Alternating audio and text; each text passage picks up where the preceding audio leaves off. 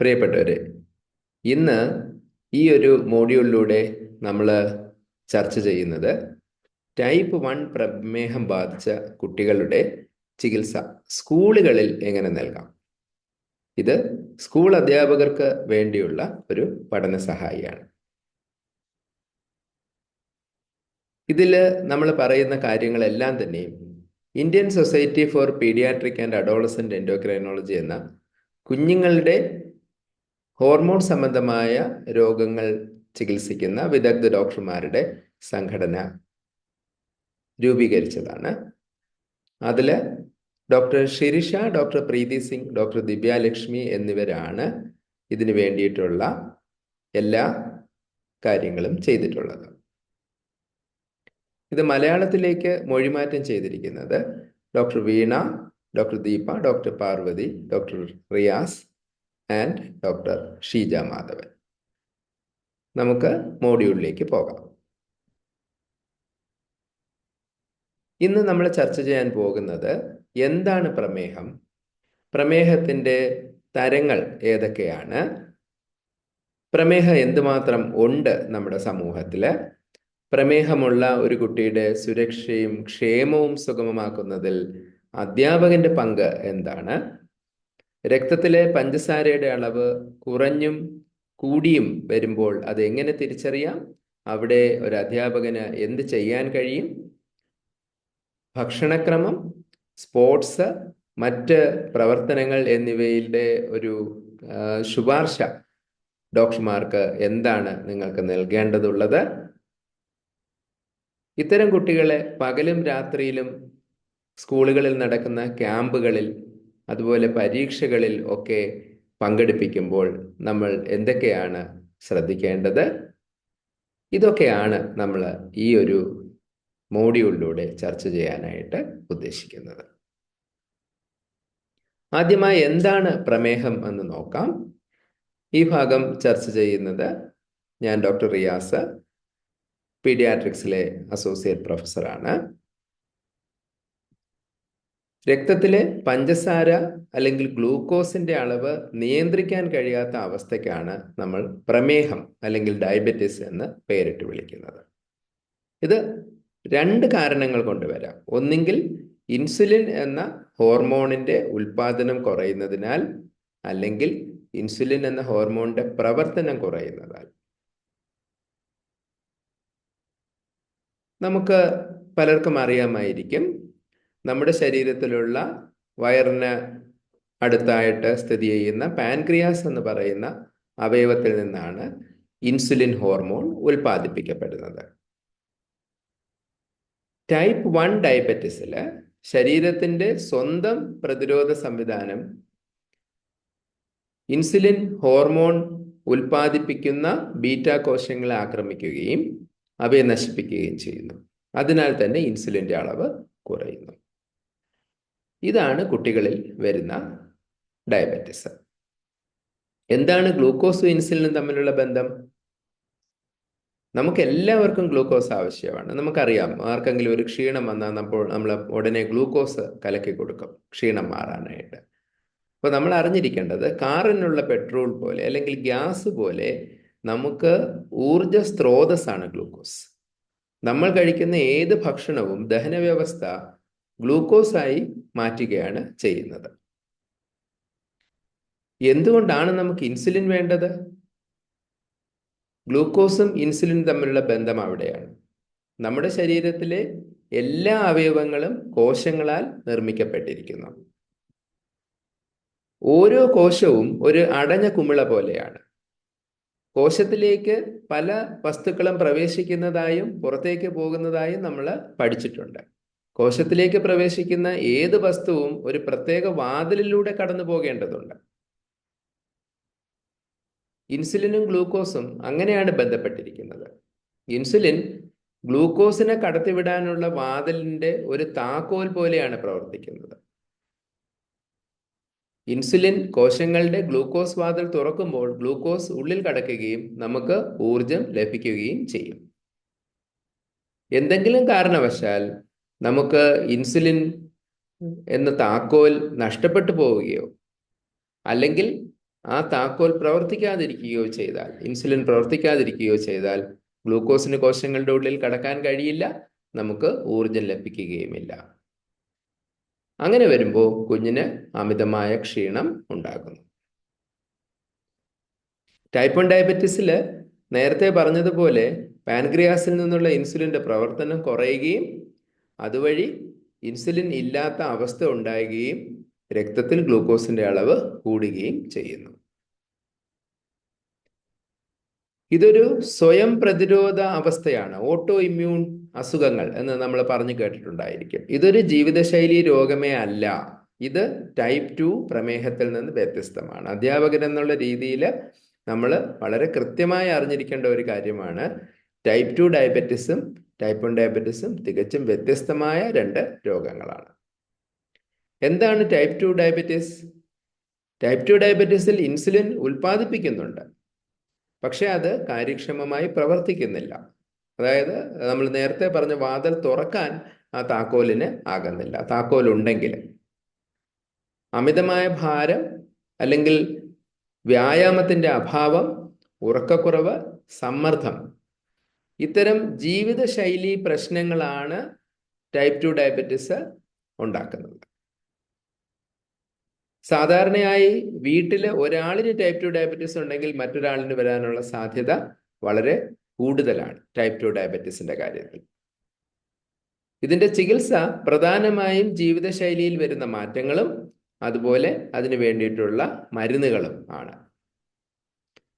കുറെ കഴിഞ്ഞിട്ട് ചിലപ്പോൾ ഇൻസുലിനും വേണ്ടി വന്നേക്കാം ടൈപ്പ് 2 ഡയബറ്റിസിന്റെ കൂടുതൽ കോംപ്ലിക്കേഷനുകളിലേക്ക് പോകുന്ന അവസ്ഥയിൽ. ഡയബറ്റീസിനെ കുറിച്ചുള്ള കുറെ മിഥ്യകളുണ്ട്. എന്താണ് ടൈപ്പ് 1 പ്രമേഹം? പലരും പറയും അത് കുട്ടിക്ക് അമിതമായി മധുരം കഴിച്ചത് കൊണ്ട് വന്നതാണ്. തീർച്ചയായും അങ്ങനെ ഒരു ബന്ധം, അങ്ങനെ ഒരു കാരണം ടൈപ്പ് 1 പ്രമേഹത്തിന് ഇല്ല. മധുരം കഴിക്കുന്നത് കൊണ്ടല്ല ടൈപ്പ് 1 ഡയബറ്റിസ് വരുന്നത്. രക്ഷിതാക്കളോ കുട്ടികളോ ചെയ്ത എന്തെങ്കിലും ഒരു കുറ്റം കൊണ്ടോ അവരെന്തെങ്കിലും ചെയ്യാതിരിക്കുന്നത് കൊണ്ടോ വരുന്ന ഒരു അസുഖവുമല്ല ടൈപ്പ് 1 ഡയബറ്റിസ്. ടൈപ്പ് 1 ഡയബറ്റിസ് ഉള്ള ഒരു കുട്ടി വീട്ടിലുണ്ടെങ്കിൽ അടുത്ത കുട്ടിക്ക് ടൈപ്പ് 1 ഡയബറ്റിസ് വരാനുള്ള സാധ്യത ശരിക്കും ടൈപ്പ് 2 ഡയബറ്റിസ് ഉള്ള ഒരു കുടുംബത്തിൽ രണ്ടാമതൊരാളിന് വരാനുള്ള സാധ്യതയെക്കാളും വളരെ വളരെ കുറവാണ്. എന്ന് വെച്ചാൽ ടൈപ്പ് 1 ഡയബറ്റിസ് അത്ര ഒരു പാരമ്പര്യ രോഗമായി കണക്കാക്കാൻ കഴിയില്ല. സ്കൂളിലൊക്കെ പോകുമ്പോൾ ഒരു സംശയം, ഡയബറ്റീസ് ഉള്ളൊരു കുഞ്ഞ് എൻ്റെ അടുത്തിരുന്നാൽ എൻ്റെ കുട്ടിക്കും ഡയബറ്റീസ് വരുമോ? ഡയബറ്റീസ് ഒരു പകർച്ചവ്യാധി അല്ല. ടൈപ്പ് 1 ഡയബറ്റീസ് ഒരു സമ്പർക്കത്തിലൂടെ പകരുന്ന രോഗം അല്ല. പക്ഷെ ഇതൊക്കെ കേട്ടാലും നമുക്ക് പിന്നെയും സംശയമാണ്, മുതിർന്നവരിലാണ് പ്രമേഹം വരുന്നത്, കുട്ടികളെ ബാധിച്ചതായി ഞാൻ കേട്ടിട്ടില്ല. അധ്യാപകരെന്നുള്ള രീതിയിൽ നിങ്ങൾ ഓരോരുത്തരും അറിഞ്ഞിരിക്കുക, കുട്ടികളിലും ഇത് സംഭവിക്കുന്നുണ്ട്. നമ്മുടെ ഭാരതത്തിൽ ഒരുപാട് കുഞ്ഞുങ്ങൾക്ക് ഈ രോഗമുണ്ട്, നമ്മൾ പ്രതീക്ഷിക്കുന്നതിലും വളരെ കൂടുതൽ. പക്ഷേ ഭൂരിഭാഗം കുട്ടികളിലും അത് ടൈപ്പ് 1 പ്രമേഹമാണ്. വീണ്ടും ഒരിക്കൽ കൂടി ഞാൻ പറയുകയാണ്, ടൈപ്പ് 1 പ്രമേഹത്തിൽ ഇൻസുലിൻ്റെ ഉൽപ്പാദനം കുറയുന്നു. ഇൻസുലിൻ്റെ ഉൽപ്പാദനം കുറയുന്നത് കൊണ്ട് ഗ്ലൂക്കോസിൻ്റെ അളവിനെ നിയന്ത്രിക്കാൻ കഴിയുന്നില്ല. ഗ്ലൂക്കോസ് ആവശ്യത്തിന് കോശങ്ങളുടെ ഉള്ളിൽ പ്രവേശിക്കാതിരിക്കുന്നത് കൊണ്ട് കുഞ്ഞുങ്ങൾ ക്ഷീണമായിട്ടായിരിക്കും അത് നമ്മുടെ അടുത്ത് വരും. ഇതിൻ്റെ അടുത്ത ഭാഗം നമ്മുടെ പ്രമേഹത്തിൻ്റെ വ്യാപ്തി എന്താണ് എന്നുള്ളതാണ്. അത് സുഹൈൽ കണ്ണൂർ, ഡയബറ്റിസ് എഡ്യൂക്കേറ്റർ, നിങ്ങളോട് അവതരിപ്പിക്കുന്നതായിരിക്കും. നന്ദി. Hi, I M Suhail Kannur, paediatric diabetes educator. ഇന്നത്തെ ഈ സെഷനിൽ നമ്മൾ മനസ്സിലാക്കാൻ പോകുന്നത് ടൈപ്പ് 1 പ്രമേഹത്തിന്റെ വ്യാപ്തി എന്താണെന്നും എങ്ങനെയാണ് ടൈപ്പ് 1 പ്രമേഹം തിരിച്ചറിയുന്നതും ചികിത്സിക്കുന്നതും എന്നതിനെക്കുറിച്ചാണ്. ഇതിനർത്ഥം നമ്മുടെ സമൂഹത്തിൽ ആഗോളതലത്തിലും പ്രാദേശികമായും ടൈപ്പ് 1 പ്രമേഹം എത്രത്തോളം സർവ്വസാധാരണമാണ് എന്നതാണ്. 2021 പ്രസിദ്ധീകരിച്ച ടൈപ്പ് 1 പ്രമേഹ സൂചികയിൽ നിന്നും ഞങ്ങൾക്ക് ചില വിശദാംശങ്ങൾ ലഭിക്കുകയുണ്ടായി. ഇത് പ്രകാരം ലോകമെമ്പാടുമുള്ള ടൈപ്പ് 1 പ്രമേഹമുള്ളവരുടെ എണ്ണം ഏകദേശം 84 ലക്ഷമായി കണക്കാക്കപ്പെട്ടു. ലോകമെമ്പാടുമുള്ള ടൈപ്പ് 1 പ്രമേഹമുള്ളവരിൽ നിന്നും 2022 ഇന്ത്യയിലെ ഡാറ്റ ലഭിക്കാൻ നിങ്ങൾ ആഗ്രഹിക്കുന്നുവെങ്കിൽ ടൈപ്പ് 1 ഉള്ള വ്യക്തികളുടെ എണ്ണം 8,60,400 അതിൽ 19 വയസ്സിന് താഴെയുള്ളവർ 2,82,830 കണക്കാക്കുന്നു. ഇതിൽ 2050 പ്രവചന പ്രകാരം ടൈപ്പ് 1 പ്രമേഹമുള്ള വ്യക്തികളുടെ എണ്ണം 17 ലക്ഷം ആകുമെന്നും അതിൽ 19 വയസ്സിന് താഴെയുള്ളവരുടെ എണ്ണം 4 ലക്ഷത്തോളം ഉണ്ടാകുമെന്നും കണക്കാക്കപ്പെട്ടു. സ്കൂളുകളിലെ ടൈപ്പ് 1 പ്രമേഹത്തെക്കുറിച്ചുള്ള ISPAD സ്ഥാന പ്രസ്താവന എന്താണെന്ന് നമുക്ക് നോക്കാം. എല്ലാ രാജ്യങ്ങളിലെയും സ്കൂളിലെ ടൈപ്പ് 1 പ്രമേഹ പരിചരണത്തിന്റെ ഏറ്റവും കുറഞ്ഞ തലത്തിൽ താഴെ പറയുന്ന തത്വങ്ങൾ ഉൾപ്പെടുന്നു. സുരക്ഷിതമായി സ്കൂളിൽ പോകാനുള്ള വിദ്യാർത്ഥിയുടെ അവകാശം ഉയർത്തിപ്പിടിക്കുക. തുല്യ അവസരങ്ങൾ അനുഭവിക്കാനും തുല്യ വിദ്യാഭ്യാസം നേടാനും സമപ്രായക്കാരോടൊപ്പം പ്രവർത്തനങ്ങളിൽ തുല്യമായി പങ്കെടുക്കാനും വിദ്യാർത്ഥിയെ പ്രാപ്തരാക്കുക. സ്കൂളിലെ രക്തത്തിലെ ഗ്ലൂക്കോസിന്റെ അളവ് മാന്യമായും ഉചിതമായ സ്ഥലത്ത് നിരീക്ഷിക്കാനും ചികിത്സിക്കാനും വിദ്യാർത്ഥിയെ അനുവദിക്കുക. എല്ലാ അധ്യാപകർക്കും നമസ്കാരം. ഞാൻ ഡോക്ടർ പാർവതി. കുട്ടികളിലെ പ്രമേഹത്തിനെ പറ്റിയാണ് ഞാൻ ഇന്നിവിടെ സംസാരിക്കുന്നത്. എന്തൊക്കെയാണ് കുട്ടികളിലെ പ്രമേഹത്തിന്റെ ലക്ഷണങ്ങൾ, നൂതനമായ ചികിത്സാ രീതി എന്തൊക്കെയാണ്, അധ്യാപകരെന്ന രീതിയിൽ എങ്ങനെയാണ് നിങ്ങൾക്ക് അവരെ സഹായിക്കാൻ പറ്റുക, ഈ കുട്ടികളെയും കുടുംബത്തെയും സഹായിക്കാൻ പറ്റുക, ഏതൊക്കെ അവസരങ്ങളിലാണ് കുട്ടികളിൽ പ്രമേഹം സംശയിക്കേണ്ടത്. കുട്ടി അമിതമായി വെള്ളം ചോദിക്കുന്നു, എപ്പോഴും ദാഹിക്കുന്നു, ക്ലാസ് മുറികളിൽ നിന്നും ഇടയ്ക്കിടെ ടോയ്ലറ്റിലേക്ക് പോകേണ്ടി വരുന്നു, ഇടയ്ക്കിടെ മൂത്രമൊഴിക്കേണ്ടി വരുന്നു, അവിചാരിതമായി ശരീരഭാരം കുറയുക, ഒരു 3 മുതൽ 5 കിലോ പെട്ടെന്ന് ഒരു 2-3 ആഴ്ചയിൽ കുറയുക, എളുപ്പത്തിൽ തളരുന്നു, ക്ഷീണിക്കുന്നു. ഇങ്ങനെയുള്ള കുട്ടികളിൽ ഒരു രക്തപരിശോധന വഴി നമ്മൾ രക്തത്തിലെ ഗ്ലൂക്കോസിന്റെ അളവ് നോർമൽ ആണോ എന്ന് തിട്ടപ്പെടുത്തേണ്ടുന്നത് അത്യാവശ്യം. ടൈപ്പ് 1 പ്രമേഹത്തിന്റെ ചികിത്സ എന്താണ്? ടൈപ്പ് 1 പ്രമേഹം കുട്ടികളിലും യുവാക്കളിലും എങ്ങനെയാണ് നിയന്ത്രിച്ചു കൊണ്ടുപോകാൻ കഴിയുന്നത്? ഇൻസുലിൻ ചികിത്സ, അതും നൂതനമായ ഇൻസുലിൻ ചികിത്സ വഴി കുട്ടികളിലും കൗമാരപ്രായക്കാരിലും ടൈപ്പ് 1 പ്രമേഹം നല്ല രീതിയിൽ നിയന്ത്രിച്ചു കൊണ്ടുപോകാനും മറ്റു കുട്ടികളിൽ നിന്നും വ്യത്യസ്തമല്ലാത്ത ഒരു ജീവിതം അവർക്ക് നയിക്കുവാനും കഴിയും. ടൈപ്പ് 1 പ്രമേഹത്തിന് ശാശ്വതമായ ഒരു പരിഹാരം ഗവേഷണം നടന്നുകൊണ്ടിരിക്കുകയാണെങ്കിലും ഇന്നത്തെ ശാസ്ത്രീയമായ മുന്നേറ്റത്തിൽ നൂതനമായ ഇൻസുലിൻ ചികിത്സ തന്നെയാണ് കുട്ടികൾക്കും കൗമാരപ്രായക്കാർക്കും നല്ലൊരു നിയന്ത്രണത്തിന് വേണ്ടി നൽകേണ്ടുന്നത്. ഇൻസുലിൻ ചികിത്സ എങ്ങനെ കുഞ്ഞുങ്ങൾക്ക് നൽകുന്നു? ടൈപ്പ് 1 പ്രമേഹമുള്ള കുട്ടികൾ ആജീവനാന്തം ദിവസത്തിൽ 1-ലധികം തവണ ഇൻസുലിൻ കുത്തിവെക്കേണ്ടതുണ്ട്. ഏതൊക്കെ മാർഗങ്ങളിലൂടെയാണ് ഇൻസുലിൻ കുത്തിവെക്കുന്നത്?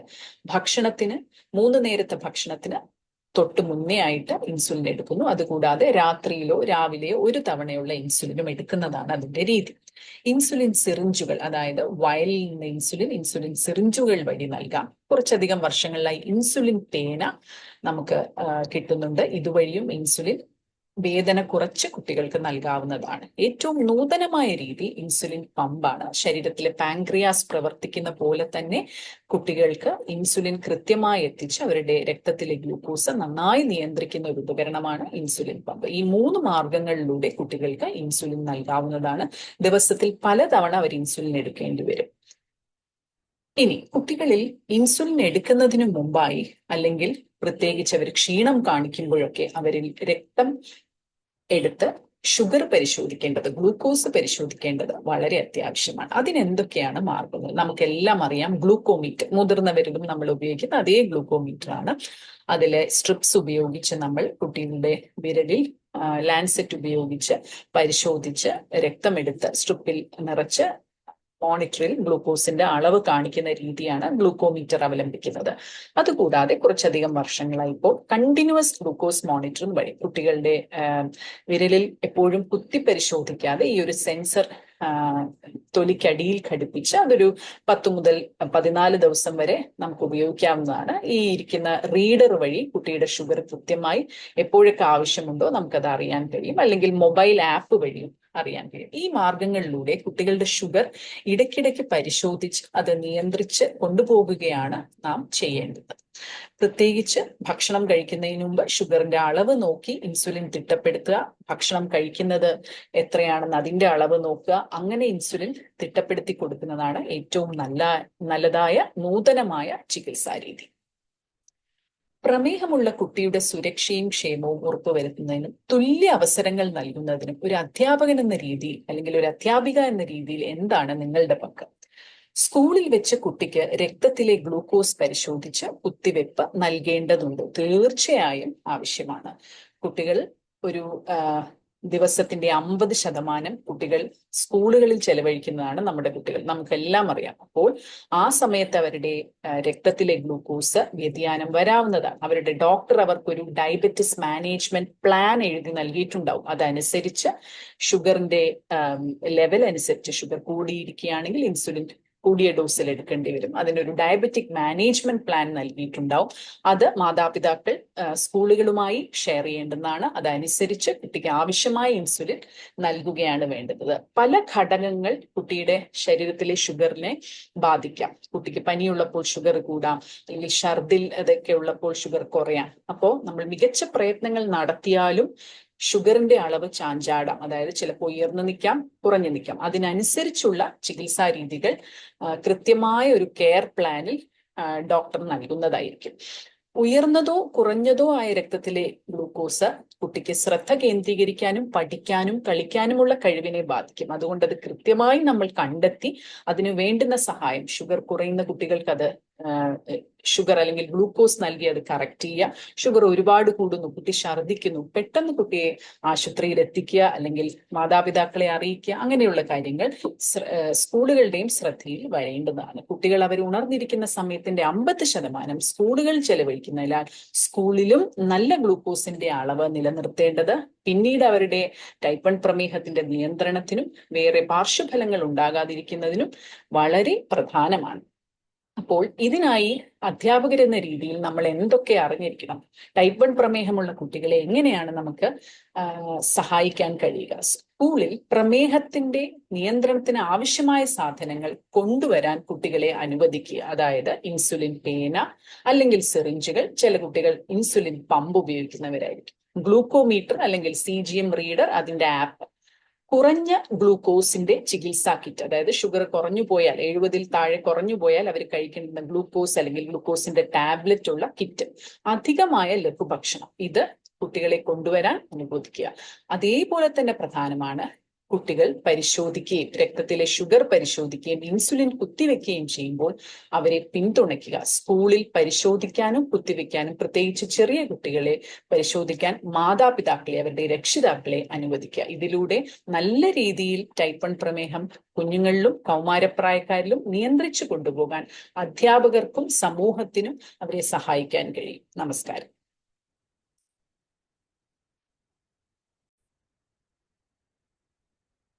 നമസ്കാരം. ടൈപ്പ് 1 പ്രമേഹത്തെ കുറിച്ച് അധ്യാപകൻ എന്താണ് അറിഞ്ഞിരിക്കേണ്ടത്?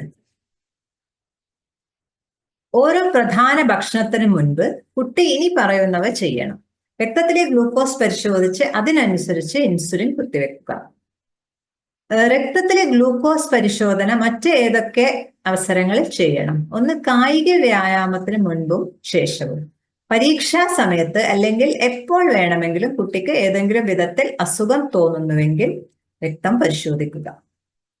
ചികിത്സിക്കാൻ ടാബ്ലറ്റ് മതിയോ? ഈ ഒരു ചോദ്യം എപ്പോഴും കേൾക്കാറുണ്ട്. എൻ്റെ അമ്മായിക്ക് പ്രമേഹമുണ്ട്, ശരിയായ ഭക്ഷണക്രമവും ഗുളികകളും ഉപയോഗിച്ച് അത് നിയന്ത്രിക്കുന്നു, ഇതും അതുപോലെ ചെയ്താൽ പോരാ.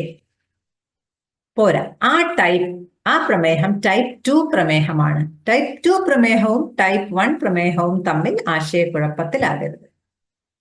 സ്കൂളിൽ ആരാണ് രക്തത്തിലെ ഗ്ലൂക്കോസ് പരിശോധിക്കുകയും ഇൻസുലിൻ കുത്തിവെക്കുകയും ചെയ്യുക? 6 മുതൽ 8 വയസ്സിന് മുകളിലുള്ള മിക്ക കുട്ടികൾക്കും മുതിർന്നവരുടെ മേൽനോട്ടത്തിൽ രക്തത്തിലെ ഗ്ലൂക്കോസ് പരിശോധിക്കാനും ഇൻസുലിൻ സ്വയം എടുക്കാനും കഴിയും. ഈ പ്രമേഹ പരിചരണ പ്രവർത്തനങ്ങൾ നടത്താൻ അവർക്ക് സുരക്ഷിതമായ ഇടം നൽകുക.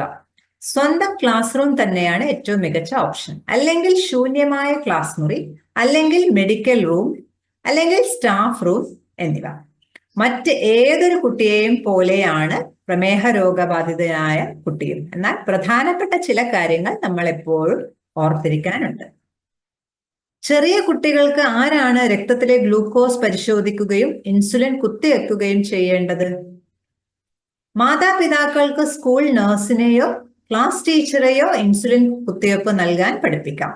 ചില സന്ദർഭങ്ങളിൽ മാതാപിതാക്കൾക്ക് ദിവസവും ഉച്ചഭക്ഷണ സമയത്ത് സ്കൂളിൽ വരാനും ഇൻസുലിൻ കുത്തിവെപ്പ് നൽകാനും കഴിഞ്ഞേക്കും. അത് സ്കൂൾ ദിനചര്യയെ തടസ്സപ്പെടുത്തുന്നില്ലെങ്കിൽ. സ്കൂളിൽ രക്തത്തിലെ ഗ്ലൂക്കോസ് പരിശോധിക്കുകയും ഇൻസുലിൻ കുത്തിവെക്കുകയും ചെയ്യുന്ന വ്യക്തിയെ പ്രമേഹ നിയന്ത്രണ പദ്ധതി വ്യക്തമായി നിശ്ചയിച്ചിട്ടുണ്ടെന്ന് ഉറപ്പാക്കുക. ഇതാണ് Indian society for paediatric and adolescent endocrinology അംഗീകരിച്ചിരിക്കുന്ന ഡയബറ്റിസ് മാനേജ്മെന്റ് പ്ലാൻ. ഇതിൽ പറഞ്ഞിരിക്കുന്ന കാര്യങ്ങൾ കൃത്യമായി ഫോളോ ചെയ്യുക. Diabetes care at school. ആരാണ് രക്തം പരിശോധിക്കേണ്ടത്? എവിടെയാണ് ഗ്ലൂക്കോമീറ്റർ വെച്ചിരിക്കുന്നത്? എപ്പോഴാണ് ഗ്ലൂക്കോസ് പരിശോധിക്കേണ്ടത്? എത്ര ഇൻസുലിൻ കുട്ടിക്ക് വേണം? ആരാണ് ഇൻസുലിൻ എടുക്കുന്ന ആൾ? ഇൻസുലിൻ എവിടെയാണ് വെച്ചിരിക്കുന്നത്? എപ്പോൾ കൊടുക്കണം? എത്ര കൊടുക്കണം? ഇങ്ങനെയുള്ള കാര്യങ്ങളൊക്കെ ഈ ചാർട്ടിൽ റെക്കോർഡ് ചെയ്ത് വെച്ച് കഴിഞ്ഞാൽ എളുപ്പമായിരിക്കും. ഇതേപോലെ ഷുഗർ ലോ ആയാൽ എന്ത് ചെയ്യണം, കൂടിയാൽ എന്ത് ചെയ്യണം, ഇങ്ങനെയുള്ള കാര്യങ്ങളും കൃത്യമായ രൂപരേഖ ഇതിൽ ഉണ്ട്.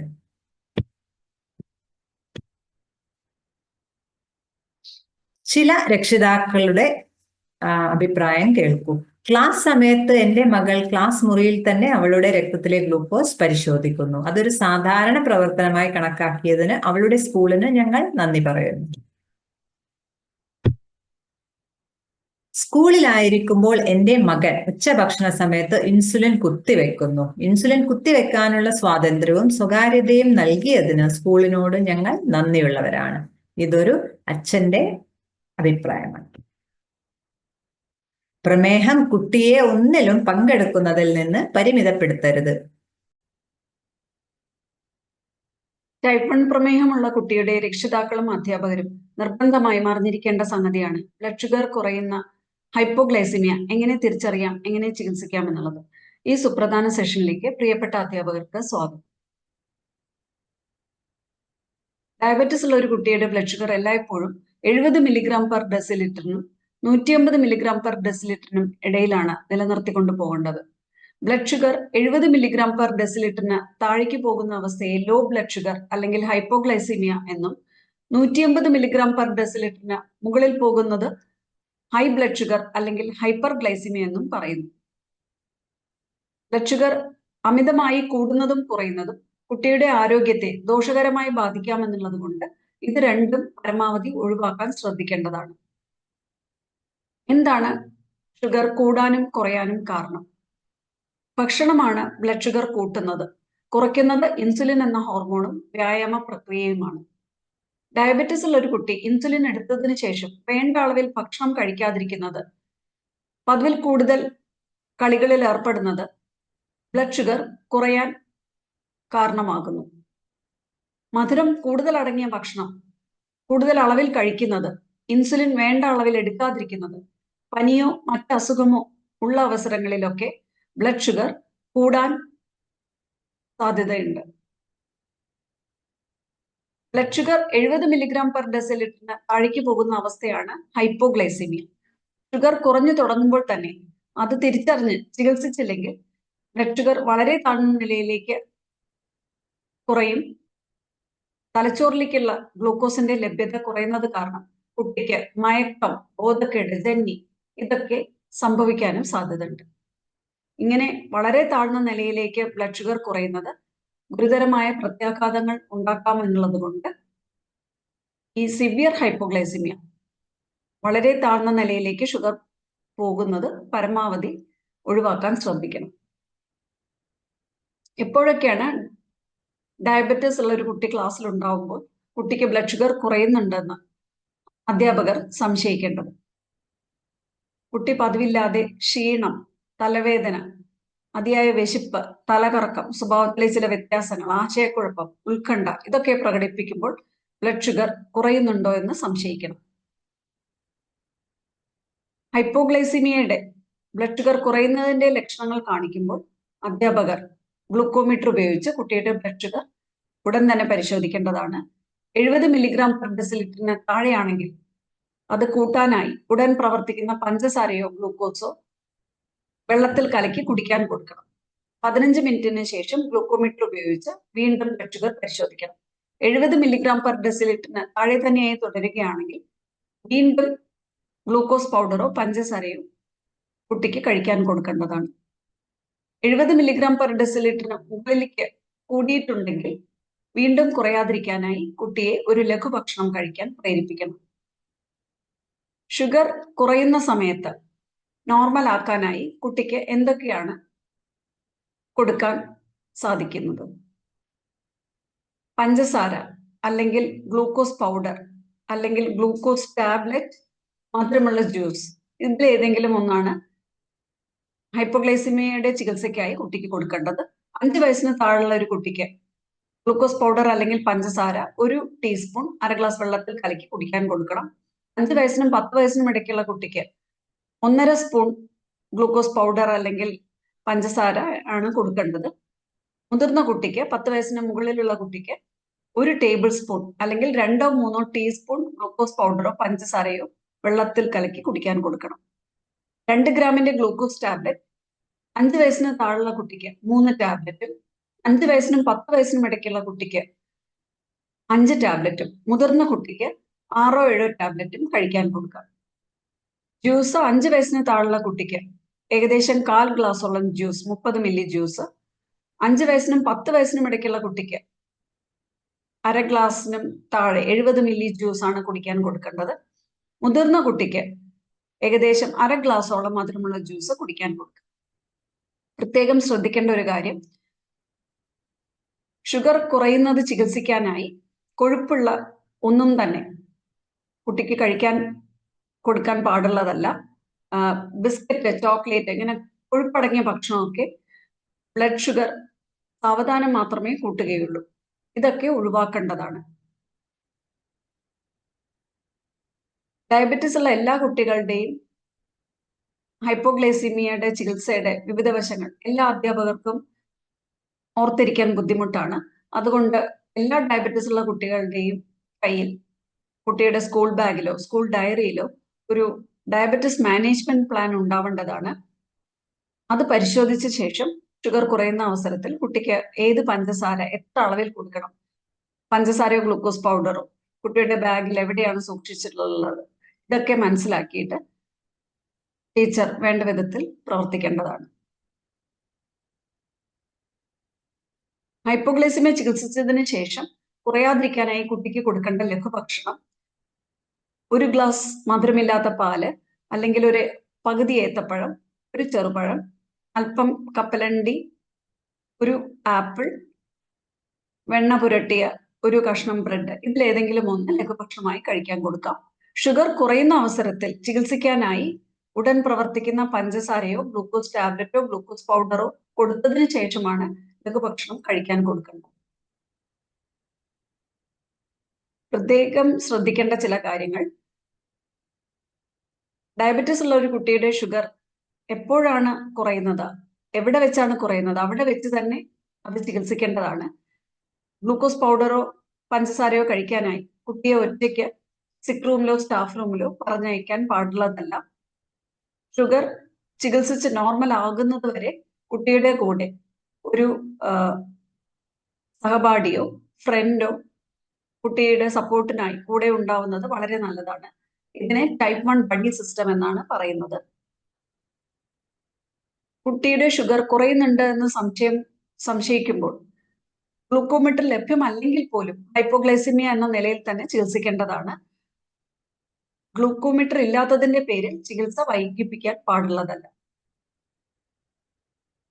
ബ്ലഡ് ഷുഗർ വളരെ താഴ്ന്ന നിലയിലേക്ക് പോയി കുട്ടിക്ക് ബോധക്കേട് സംഭവിച്ചാൽ ചികിത്സിക്കാനായി കുട്ടിയെ ഒരു വശം ചെരിച്ച് റിക്കവറി പൊസിഷനിൽ കിടത്തണം. അതിനുശേഷം ഒരു ആംബുലൻസ് വിളിച്ച് കഴിയുന്നതും പെട്ടെന്ന് അടുത്തുള്ള ഹോസ്പിറ്റലിൽ എത്തിക്കണം. ഉടൻ തന്നെ കുട്ടികളുടെ മാതാപിതാക്കളെയും അറിയിക്കേണ്ടതാണ്. പ്രത്യേകം ശ്രദ്ധിക്കേണ്ടത്, അബോധാവസ്ഥയിലുള്ള ഒരു കുട്ടിക്ക് ഗ്ലൂക്കോസ് പൗഡറോ ടാബ്ലറ്റോ മറ്റു ഭക്ഷണമോ കഴിക്കാനായി കൊടുക്കാൻ പാടുള്ളതല്ല. ഗ്ലൂക്കോസ് പൗഡർ കുട്ടിയുടെ തൂക്കത്തിനനുസരിച്ച് 2-3 ടീസ്പൂൺ ഗ്ലൂക്കോസ് പൗഡർ 5-10 ml വെള്ളത്തിൽ കലക്കി ഒരു പേസ്റ്റ് രൂപത്തിലാക്കി കുട്ടിയുടെ വായ തുറന്നതിന് ശേഷം കവിളിന്റെ ഉൾഭാഗത്തായിട്ട് തേച്ച് കൊടുത്തു കഴിഞ്ഞാൽ ഷുഗർ കൂടുകയും കുട്ടിക്ക് ബോധം തിരിച്ചു കിട്ടുകയും ചെയ്യാൻ സാധ്യതയുണ്ട്. അതിനുശേഷം ഗ്ലൂക്കോസ് പൗഡറോ ബ്ലഡ് ഷുഗർ അനുസരിച്ച് ലഘുഭക്ഷണമോ കഴിക്കാൻ കൊടുക്കാവുന്നതാണ്. ഇങ്ങനെയാണ് സീരിയസ് ആയിട്ടുള്ള ഹൈപ്പോഗ്ലൈസിമിയ, ബോധം പോകുമ്പോൾ ബ്ലഡ് ഷുഗർ കൂട്ടാനായി ചികിത്സിക്കേണ്ടത്. നമസ്കാരം പ്രിയപ്പെട്ട അധ്യാപകരെ, ഞാൻ ഡോക്ടർ വീണ വി നായർ. നമ്മൾ അടുത്തതായി സംസാരിക്കാൻ പോകുന്നത് രക്തത്തിലെ ഉയർന്ന ഗ്ലൂക്കോസ് നില അഥവാ ഹൈപ്പർഗ്ലൈസിമിയെ പറ്റിയാണ്. ഇതിനെ എങ്ങനെ തിരിച്ചറിയാം, എങ്ങനെ കൈകാര്യം ചെയ്യാം? രക്തത്തിൽ ഗ്ലൂക്കോസിന്റെ അളവ് 250 മില്ലിഗ്രാം പെർ ഡെസിലിറ്ററിൽ മുകളിലാകുമ്പോൾ തീർച്ചയായിട്ടും ജാഗ്രത പാലിക്കേണ്ട ഒരു സാഹചര്യമാണ്. പ്രമേഹ രോഗത്തിന് ചികിത്സ എടുത്തുകൊണ്ടിരിക്കുന്ന കുട്ടിയിൽ ഇത്തരം ഉയർന്ന ഗ്ലൂക്കോസ് ഉണ്ടാകുന്നതിന് കാരണമാകുന്ന സാഹചര്യങ്ങൾ എന്തൊക്കെയാണെന്ന് നോക്കാം. പ്രമേഹ ഇതര അസുഖങ്ങൾ, ഉദാഹരണത്തിന് സാധാരണ ഉണ്ടാകുന്ന പനി, ചുമ, ന്യൂമോണിയ, വയറിളക്കം, ഛർദി തുടങ്ങിയവ. മാനസിക ശാരീരിക സമ്മർദ്ദം, ഭക്ഷണത്തിന് മുൻപ് സാധാരണയായി എടുക്കാറുള്ള ഇൻസുലിൻ ഡോസ് ബോധപൂർവമോ അല്ലാതെയോ ഒഴിവാക്കുക എന്നിവയാണ്. ഇനി ഈ ഉയർന്ന ഗ്ലൂക്കോസ് തുടർച്ചയായി നിലനിൽക്കുകയാണെങ്കിൽ രക്തത്തിലെ കീറ്റോ ആസിഡ്സിന്റെ അളവ് വർദ്ധിക്കുകയും ഇത് അപകടകരമായ ഡയബറ്റിക് കീറ്റോ ഐസിഡോസിസ് എന്ന അവസ്ഥയിലേക്ക് എത്തിച്ചേരുകയും ചെയ്യും. ഇനി എങ്ങനെയാണ് നാം ഡയബറ്റിസ് ഉള്ള ഒരു കുട്ടിയിൽ ഗ്ലൂക്കോസ് ഉയരുമ്പോൾ ഉണ്ടാകുന്ന ലക്ഷണങ്ങൾ തിരിച്ചറിയുന്നത്? ആ കുട്ടിക്ക് പതിവിലും കൂടുതൽ മൂത്രമൊഴിക്കേണ്ടതായ ഒരവസ്ഥ വരും. കഠിനമായ ദാഹം അനുഭവപ്പെടും. അമിതമായ ക്ഷീണം അഥവാ ഉറക്കം. ഇത്തരം ലക്ഷണങ്ങളെല്ലാം തന്നെ പ്രമേഹ രോഗത്തിന്റെ ആരംഭത്തിലും നമ്മൾ ദർശിക്കുന്നതാണ്. ഈ ആരംഭ ലക്ഷണങ്ങൾ തിരിച്ചറിയാതെ പോവുകയാണെങ്കിൽ കുട്ടിക്ക് ക്രമേണ ഗുരുതരമായ മറ്റു ലക്ഷണങ്ങളിലേക്ക്, നേരത്തെ പറഞ്ഞതുപോലെ ഡയബറ്റിക് കീറ്റോ ആസിഡോസിസ് എന്ന അവസ്ഥയിലെ ലക്ഷണങ്ങളിലേക്ക് എത്തിച്ചേരും. ഇവ ഏതാണെന്ന് നോക്കാം. ശക്തിയായ വയറുവേദന, നിർത്താതെയുള്ള ഛർദി, വേഗത്തിലുള്ള ശ്വാസോച്ഛ്വാസം. ഈ ഒരവസ്ഥ വളരെ ഗുരുതരമാണ്. ഉടനടി മാതാപിതാക്കളെ വിവരം അറിയിക്കുക. ഉടൻ രക്തത്തിലെ ഗ്ലൂക്കോസ് പരിശോധിക്കുക. അഥവാ കുറവാണ് കാണിക്കുന്നതെങ്കിൽ നേരത്തെ പറഞ്ഞു തന്നതുപോലെ കുറഞ്ഞ അളവിലെ ഗ്ലൂക്കോസ് ചികിത്സിക്കേണ്ട രീതിയിൽ ചികിത്സിക്കുക. എത്രയും പെട്ടെന്ന് കുട്ടിയെ ആശുപത്രിയിൽ എത്തിക്കേണ്ടതുണ്ട്. അഥവാ മാതാപിതാക്കൾ എത്തുന്നതിൽ കാലതാമസം വരികയാണെങ്കിൽ തീർച്ചയായിട്ടും സ്കൂൾ അധികൃതർ തന്നെ കുട്ടിയെ ഏറ്റവും അടുത്തുള്ള നല്ല ആശുപത്രിയിൽ എത്തിക്കുകയും കുട്ടിയുടെ ടൈപ്പ് 1 ഡയബറ്റീസ് രോഗനിലയെപ്പറ്റി അവിടുത്തെ ഡോക്ടറെ അറിയിക്കുകയും ചികിത്സ എത്രയും പെട്ടെന്ന് ആരംഭിക്കുകയും വേണം.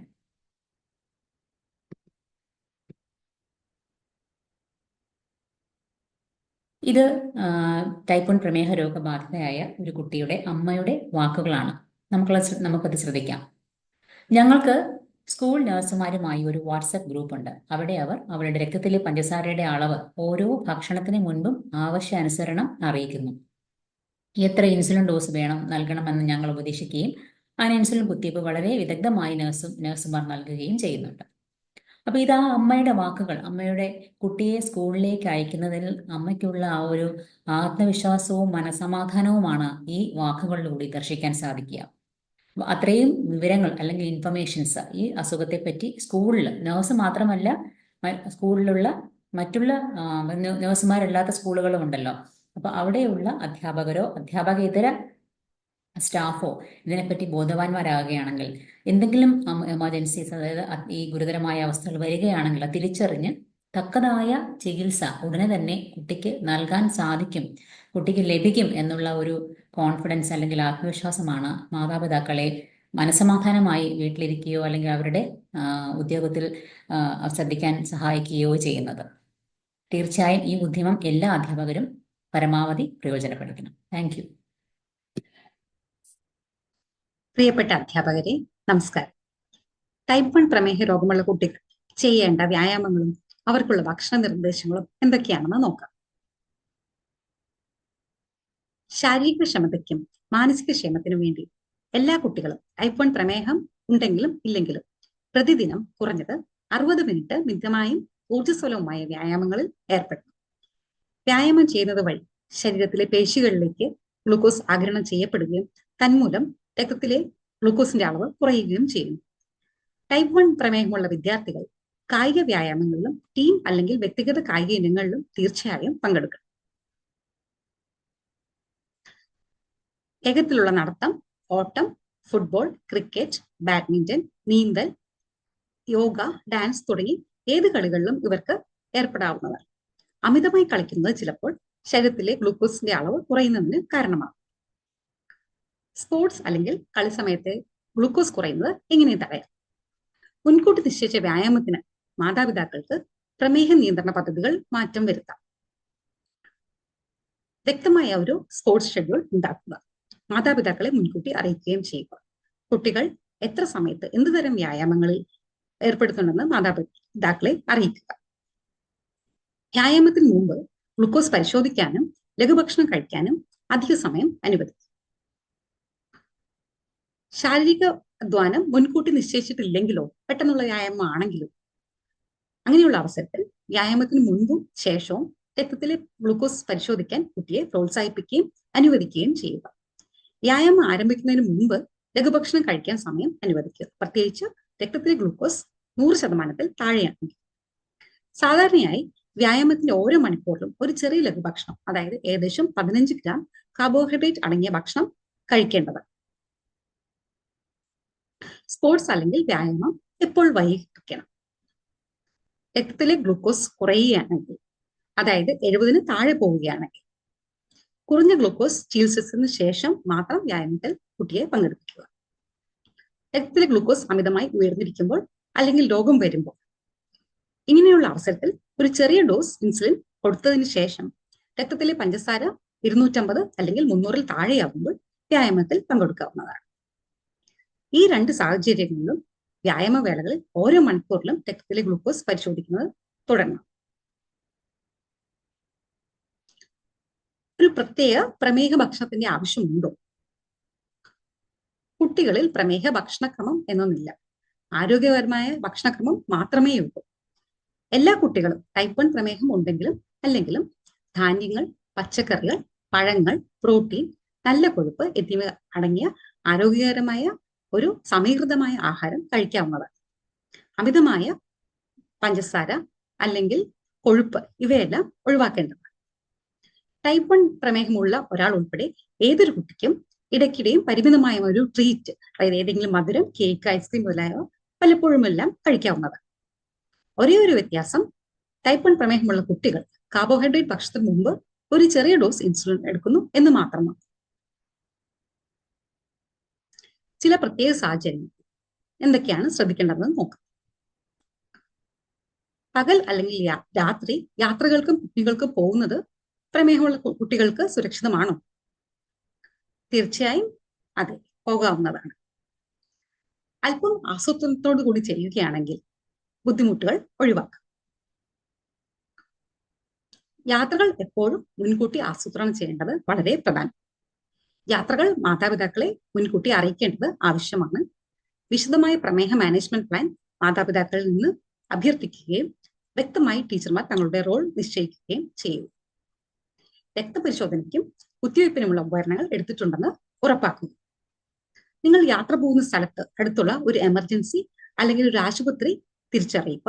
അവിടുത്തെ ഒരു കോൺടാക്ട് നമ്പർ തീർച്ചയായും കയ്യിലുണ്ടായിരിക്കും. അത്യാവശ്യ ഘട്ടങ്ങളിൽ അവരെ കോൺടാക്ട് ചെയ്യാവുന്നതാണ്. ധാരാളം ലഘുഭക്ഷണങ്ങൾ, ഗ്ലൂക്കോസ്, ധാരാളം വെള്ളം ഇവയെല്ലാം എപ്പോഴും റെഡിയായി സൂക്ഷിക്കുക. കുട്ടികൾ ദിവസം മുഴുവൻ ഓരോ കളികളിൽ അല്ലെങ്കിൽ പ്രവർത്തനങ്ങൾ ഏർപ്പെടുമ്പോൾ ബ്ലഡ് ഗ്ലൂക്കോസ് കുറയാനുള്ള ചാൻസ് ഉണ്ടെന്ന് മനസ്സിലാക്കുക. സമയത്തിന് ഭക്ഷണം കഴിക്കേണ്ടതും സമയത്തിന് ഇൻസുലിൻ എടുക്കേണ്ടതും വളരെ വളരെ പ്രധാനമാണ്.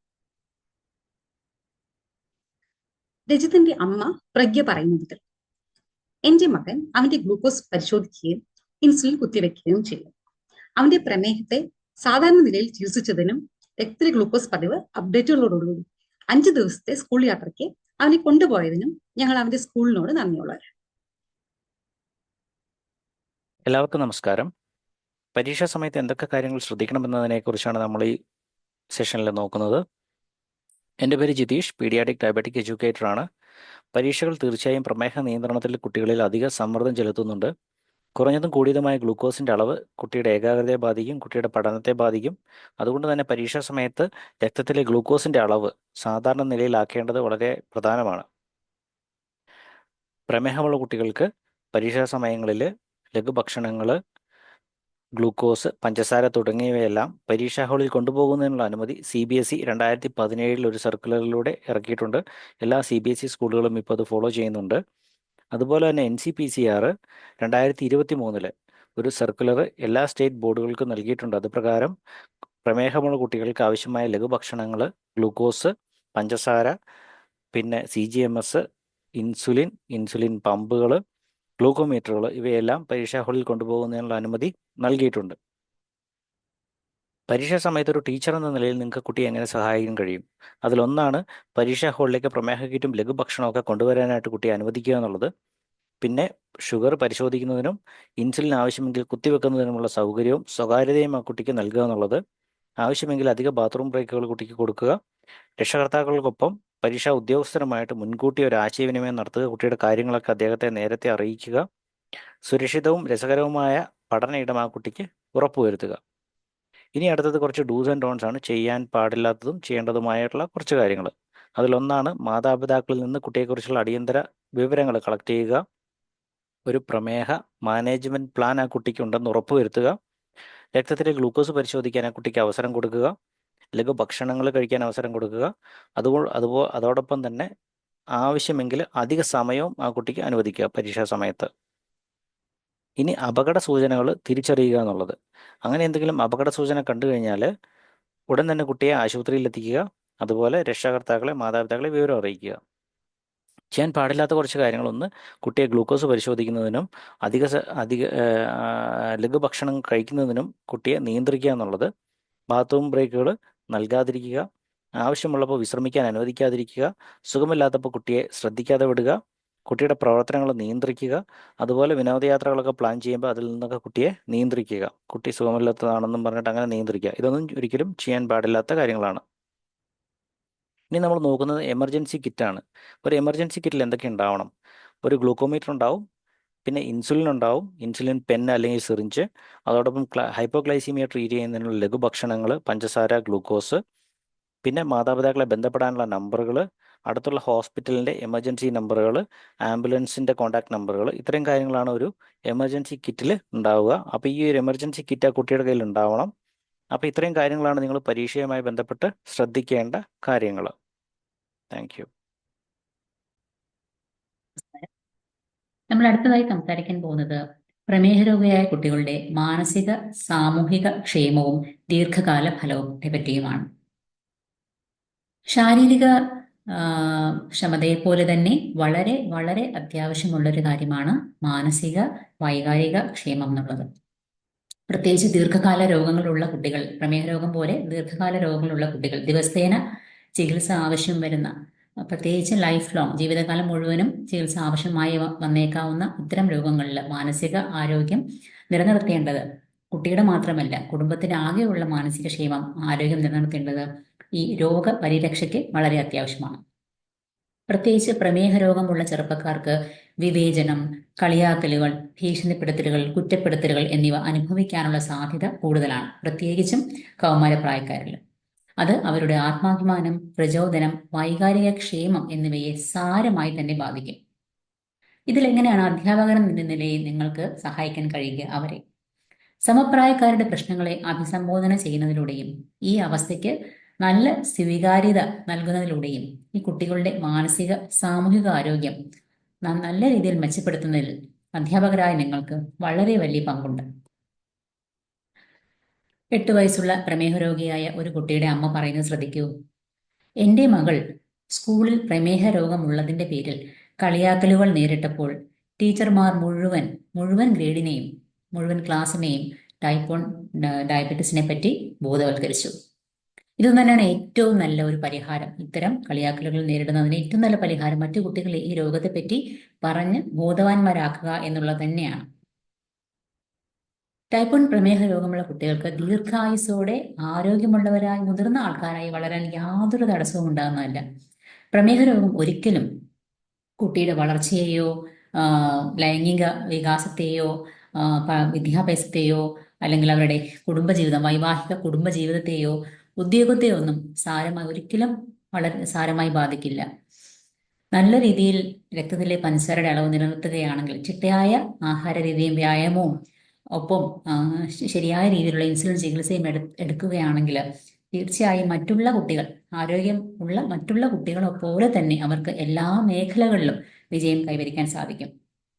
ഈ ചിത്രത്തിൽ കാണുന്ന എല്ലാ ആൾക്കാരും, എല്ലാ പ്രസിദ്ധരായ ആൾക്കാരും ചിത്രത്തിൽ നിന്ന് നമുക്ക് വ്യക്തമാകും അവരൊക്കെ അവരുടെ മേഖലകളിൽ നല്ല രീതിയിൽ വിജയം കൈവരിച്ചവരാണെന്നുള്ളത്.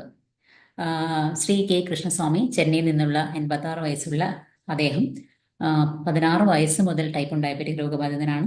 അദ്ദേഹം അത് വളരെ നമുക്കറിയാം 86 വയസ്സുള്ള ആ ഒരു അച്ഛൻ വളരെ ആരോഗ്യത്തോടെ ഇരിക്കുന്നത് ചിത്രത്തിൽ നിന്നും വളരെ വ്യക്തമാണ്.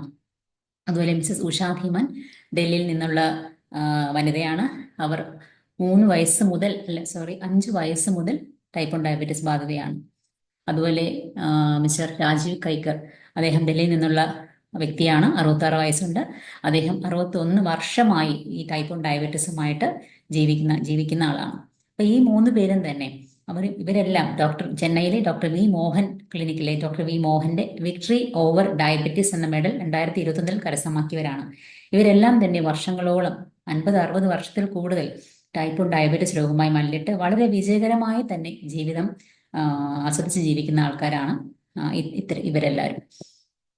അതുപോലെ ലോക പ്രശസ്തരായ ഒട്ടനവധി ആൾക്കാർ, ടൈപ്പ് 1 പ്രമേഹ രോഗബാധിതരായ ഒരുപാട് ആൾക്കാരുണ്ട്. ഉദാഹരണത്തിന് നിക് ജോനാസ്, വളരെ ലോക പ്രശസ്തനായ ഒരു പാട്ടുകാരനാണ്. സോഫി ഡെവിൻ, ക്രിക്കറ്റ് പ്ലെയർ ആണ്. ഡ്രൂ വെയ്സ്മാൻ, മെഡിസിനിൽ വൈദ്യശാസ്ത്ര മേഖലയിൽ നോബൽ പ്രൈസ് വാങ്ങിയ ആളാണ്.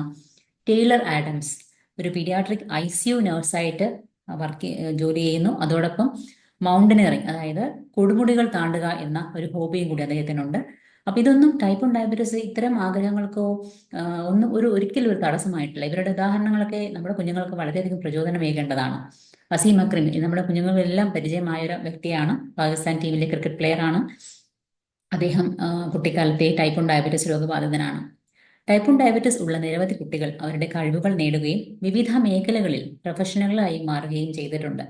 അധ്യാപകർ, ഡോക്ടർമാർ, എഞ്ചിനീയർമാർ, ശാസ്ത്രജ്ഞർ, അഭിഭാഷകർ, കായിക താരങ്ങൾ, അഭിനേതാക്കൾ മുതലായ ഏത് മേഖലയിലാവട്ടെ ടൈപ്പ് 1 ഡയബറ്റീസ് അല്ലെങ്കിൽ പ്രമേയ രോഗം ഒരിക്കലും ആ കുട്ടിയുടെ ആഗ്രഹങ്ങൾക്ക് തടയിടുന്ന ഒരു അവസ്ഥയല്ല.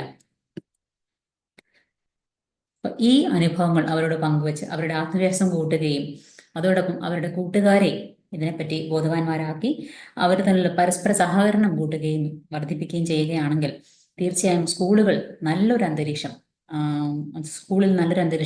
അവർക്ക് പ്രദാനം ചെയ്യാൻ അധ്യാപകർ എന്ന നിലയിൽ നിങ്ങൾക്ക് സാധിക്കും. അപ്പോൾ ടൈപ്പ് 1 ഉള്ള നിങ്ങളുടെ കുട്ടികളെ സഹായിക്കുന്നതിന് ഈ രോഗത്തെക്കുറിച്ച് പഠിക്കാൻ നിങ്ങൾ ഇത്രയും സമയം ചെലവഴിച്ചതിന് അകമഴി നന്ദി അറിയിക്കുന്നു. Thank you.